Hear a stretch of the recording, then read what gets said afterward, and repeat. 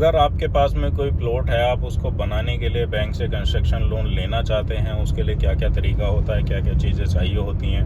Number 1 जी, जो भी plot है आपके, उस प्लॉट की रजिस्ट्री एंड म्यूटेशन आपके नाम पर होनी चाहिए। साथ ही साथ आपके पास में कोई सोर्स ऑफ इनकम होना चाहिए जिसकी ट्रांजैक्शन बैंक में होती हो। अगर कुछ लोगों की जैसे रेंटल इनकम भी होती है, अलग से किसी ने अपने रूम बनाए हुए हैं, किसी ने शॉप बनाई हुई है, किसी का वेयर हाउसेस वगैरह, इस तरह की कुछ लोगों की जो ट्रांजैक्शन है वो ऑफलाइन होती है, कैश में होती है। यानी कि अगर कैश में आपकी इनकम होती है वो काउंट कम होती है, लेकिन जो बैंक में ट्रांजैक्शन आपकी होगी बैंक उसको ज़्यादा काउंट करता है। इसलिए आपकी कुछ ना कुछ इनकम जो है बैंक अकाउंट में ट्रांजैक्शन होनी चाहिए। बैंक आपकी सोर्स ऑफ इनकम जो है उसकी स्टेटमेंट चेक करेंगे, और क्या आपका काम है, क्या आपका बिजनेस है। अगर रेंटल इनकम भी आपकी है तो वो भी कोई दिक्कत नहीं है, लेकिन आपके अकाउंट में पेमेंट कुछ ना कुछ हर महीने आती रहनी चाहिए। बैंक जब लोन देते हैं तो कम से कम 6 महीने की बैंक स्टेटमेंट आपकी चेक करते हैं कि कंटिन्यू एक जगह से पेमेंट आपकी आ रही है।